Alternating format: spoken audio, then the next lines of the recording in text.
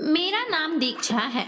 मैं अपने माँ बाप की एकलौती बेटी हूँ। बहुत ही खुश नसीब हूँ। लेकिन मेरा दुर्भाग्य अब यह हो गया कि मैं अपने बचपन में अपने माँ को खो दी और मेरे परवरिश सिर्फ मेरे पिताजी अकेले ही किए। मेरे बचपन से लेकर बड़े होने तक पिताजी अकेले ही मुझे माँ बाप दोनों का प्यार दिए।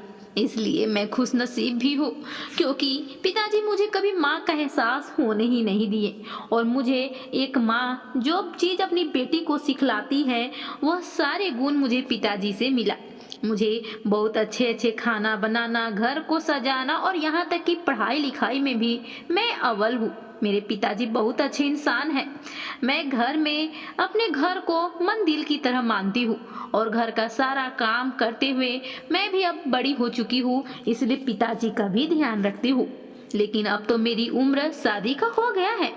पिताजी के मुंह से एक दिन सुनी थी कि मेरी शादी की चर्चाएं हो रही है।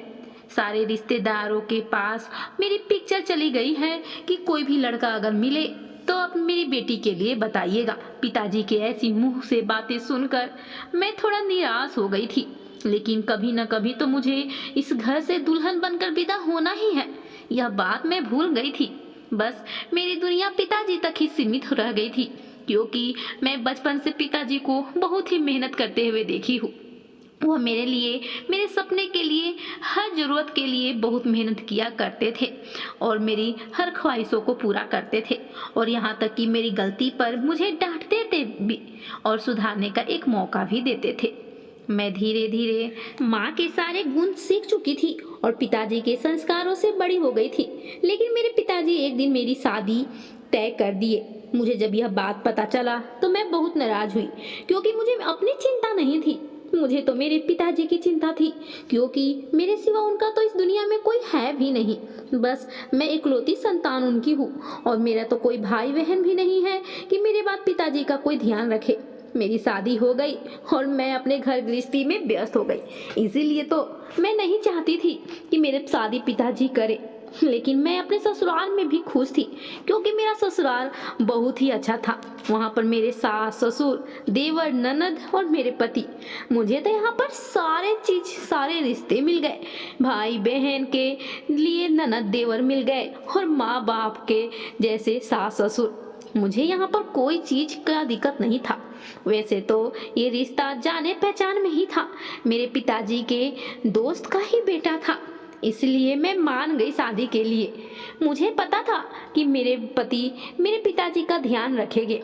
लेकिन मैं अपने ससुराल में इस प्रकार रम बस गई कि मुझे अपने पिताजी का ख्याल ही नहीं आया।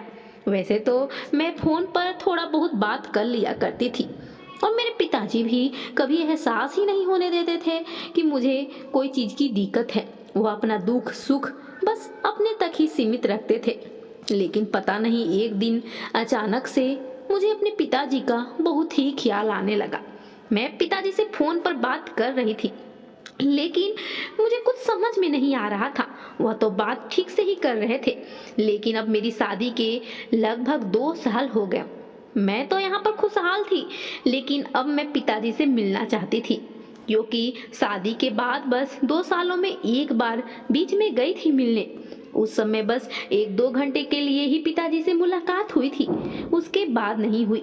इसलिए पिताजी की बहुत याद आ रही थी। पिताजी तो फोन पर बात कर लिया करते थे।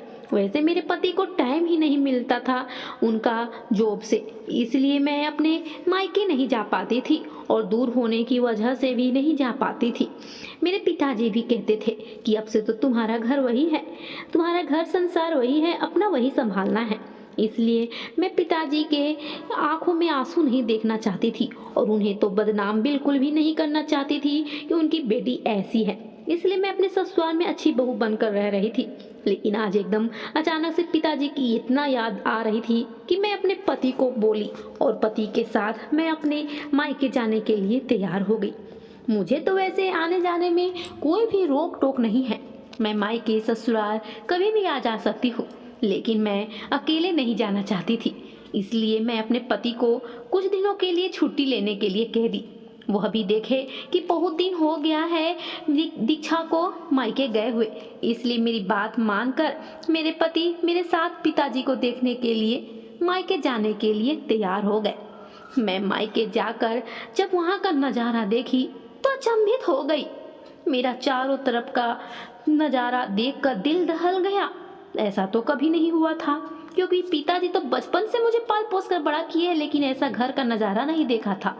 चारों तरफ घर में सामान इधर से उधर बिखरा पड़ा था। पिताजी को तो साफ सफाई बहुत पसंद थी, फिर ऐसा क्यों? मैं जब थोड़ा अंदर गई तो वहाँ का भी नज़ारा देखकर अचंभित हो गई।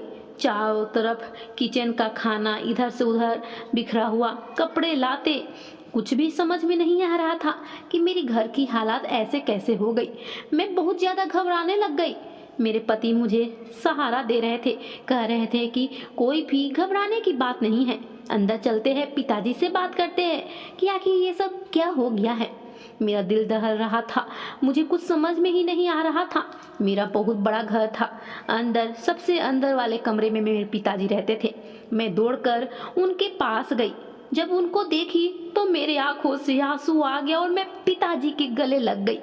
पिताजी की तबीयत खराब थी और ये पता नहीं कब से ऐसा चल रहा था, इसलिए इस प्रकार का घर द्वार था हमारा हो गया। कबाड़ों की तरह इधर से उधर सामान था। नहीं तो पिताजी जब स्वस्थ रहते थे तो वह घर का एक एक सामान सही ढंग से रखते थे। उनको क्योंकि बहुत ही अच्छा घर चाहता था, वे कभी भी कबाड़ घर नहीं देखना चाहते थे। और अपना किचन भी बहुत अच्छे से रखते थे। वह मुझे किचन में अपना हिलने भी नहीं देते थे, आने भी नहीं देते थे। मुझे सब तरीका सिखाते थे कि घर जब अच्छा रहता है तो घर मंदिर बन जाता है। और आज ऐसा देखकर मुझे तो कुछ शंका हुआ था, लेकिन पिताजी को गले लगाकर मुझे मेरे दिल की धड़कनें कुछ कम हुई और पिताजी को देखकर मेरे मन ही बेचैन हो गया था। मैं पिताजी से लड़ पड़ी, आपकी ऐसी तबीयत है, आज इतना खराब हो गया है, फिर भी आप मुझे याद नहीं किए। मैं सचमुच पराई हो गई क्या पिताजी? बचपन में आप तो ऐसे मुझे नहीं सिखाए थे कि बेटियां पढ़ाई होती है। मैं पिताजी को फौरन अपने ससुराल आ गई लेकर, क्योंकि उन्हें मैं अब अकेला एक पल के लिए भी नहीं छोड़ना चाहती थी। वह तो आना नहीं चाहते थे, लेकिन उनकी तबीयत बहुत ज़्यादा खराब थी, इसलिए मैं और मेरे पति उन्हें बहुत समझा बुझा कर ले आए। वह मुझे पराये मान रहे थे, क्योंकि आजकल का कहावत ही है कि बेटियां तो सचमुच पराई होती है। लेकिन अब यह सब कौन मानता है। अब मैं पिताजी को अपने पास ले आई। वहाँ अकेले जिंदगी काटने से अच्छा है कि यहाँ अपनों के बीच रहे। कुछ ही दिनों में पिताजी देखते देखते स्वस्थ हो गए। अब मैं अपने ससुराल में बहुत खुशी से रह रही हूँ, क्योंकि मेरे आंखों के सामने मेरे पिताजी है जो मेरा बचपन से ख्याल रखे थे। तो दोस्तों, यह छोटी सी स्टोरी कैसी लगी? अगर दिल को छू ली हो तो ज़्यादा से ज़्यादा शेयर कीजिए और लाइक सब्सक्राइब करना ना भूलिए।